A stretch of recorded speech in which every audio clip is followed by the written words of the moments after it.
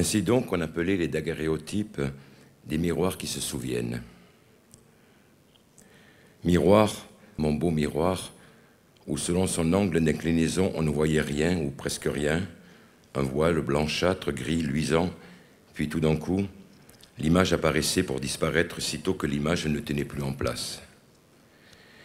Si avec la photographie, après la daguerréotypie, on perdu ce jeu de retard dans l'apparition et la disparition, il nous reste encore cette constellation de mots insolites, étranges, comiques, tristes, qui accompagnent toujours l'image comme pour la combler. Des mots parfois intimes, privés, affectueux. C'est où? Je me souviens, c'est le gros du roi. Mais quel âge as-tu, là? Tout a changé. Qui, nous? Non, le gros du roi.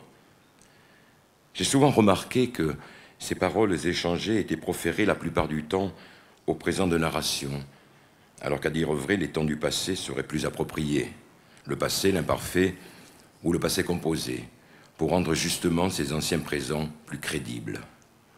Par bribes, par couches, par pans, par blocs, je me souviens. Et au fil des mots, tout en regardant l'image, voilà que j'imagine à présent le passé. Et voilà que je réinvente l'événement. Je me souviens. Je me souviens de Sarita et Rosita, jeunes enfants espagnols. Je me souviens.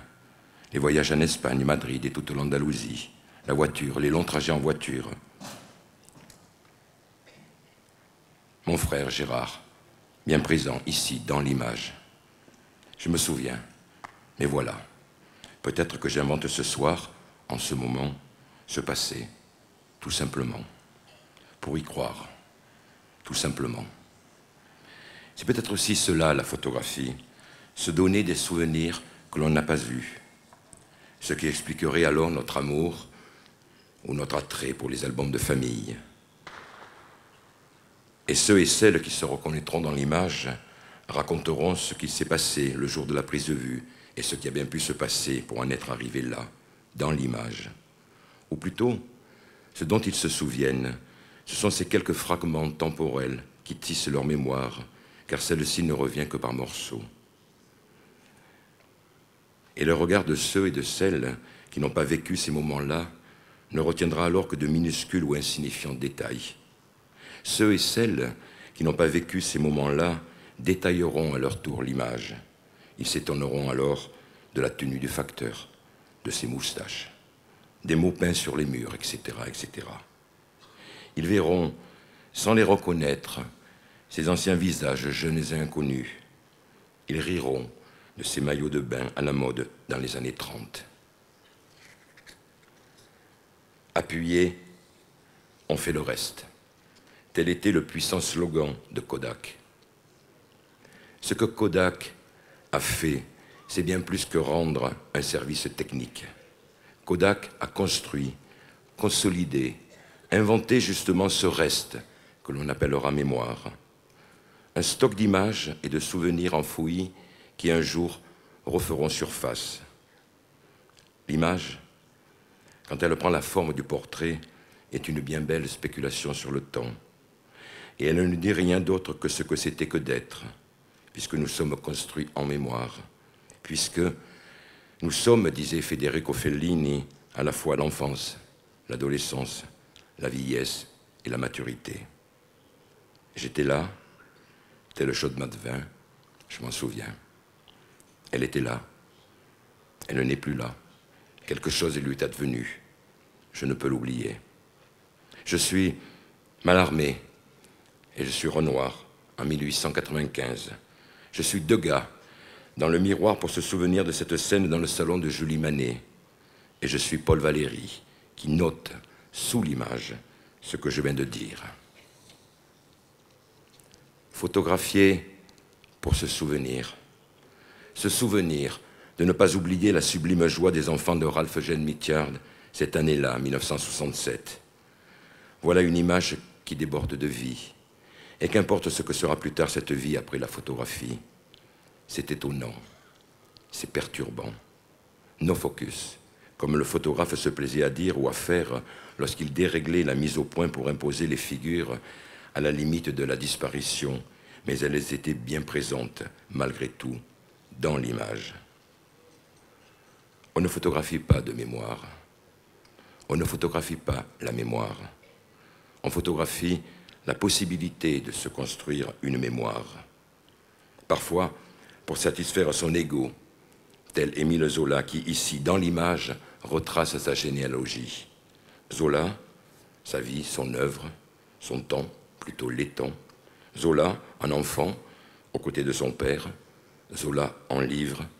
Zola en médaille.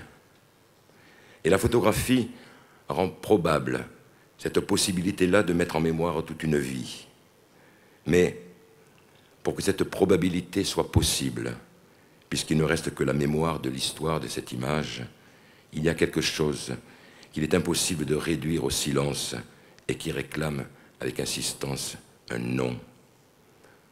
Un nom, un prénom, un lieu, une date, déjà une légende. Une légende pour ne pas rester dans l'à peu près. Laura, Toscane, 1983. Laura, Toscane, 1983, comme condition pour que cette femme soit, à ce moment-là, dans l'image, au moment même où l'image se forme. Être dans l'image, vivre dans l'image pour l'éternité sous la forme d'archives, que l'on soit puissant ou misérable, victime ou bourreau.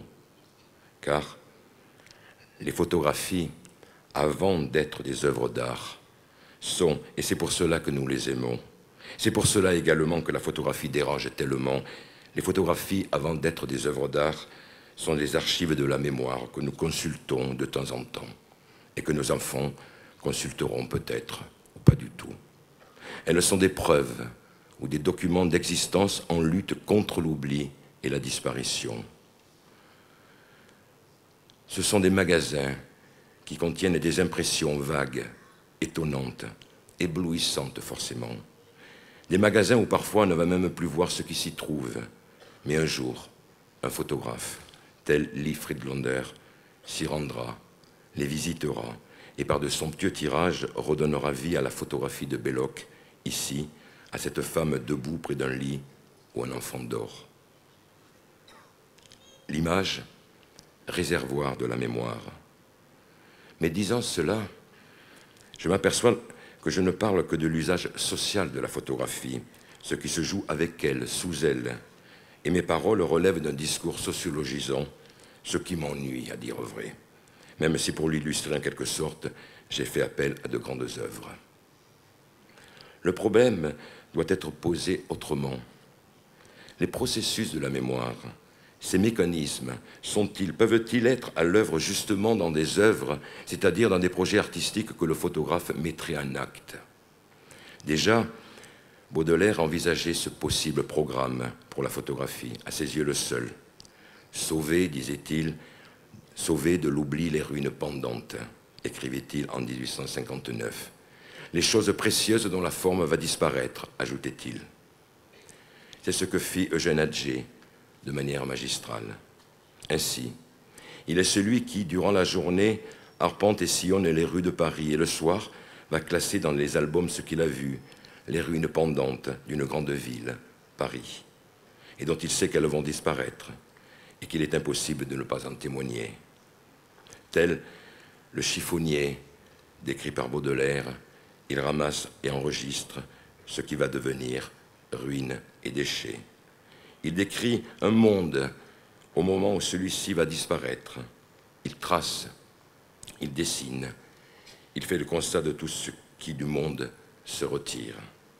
Il range ses preuves d'existence dans son grand magasin d'images dont on peut parcourir aujourd'hui toutes les allées, tous les rayons, toutes les pièces comme les lieux de la mémoire.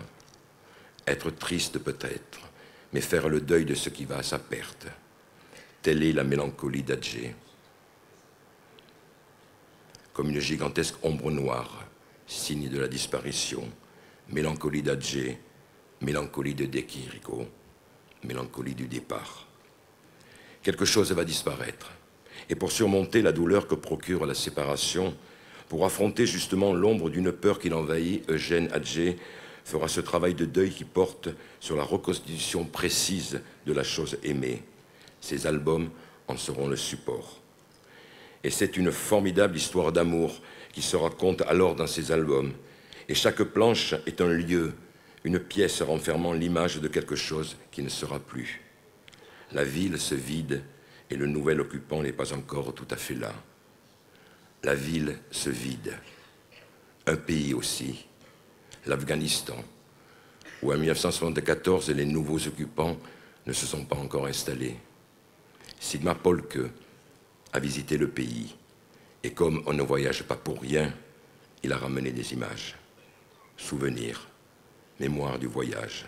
Mieux, les échos de la mémoire, les échos de ce voyage, avec des brouillages et des clartés, des accidents, des incidents, des collisions, des fonds qui remontent à la surface ou l'inverse, des surfaces qui s'enfoncent, des superpositions.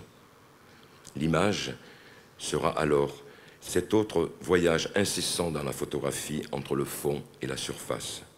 L'image devient palimpseste, figurant ainsi le mécanisme même du travail de la mémoire.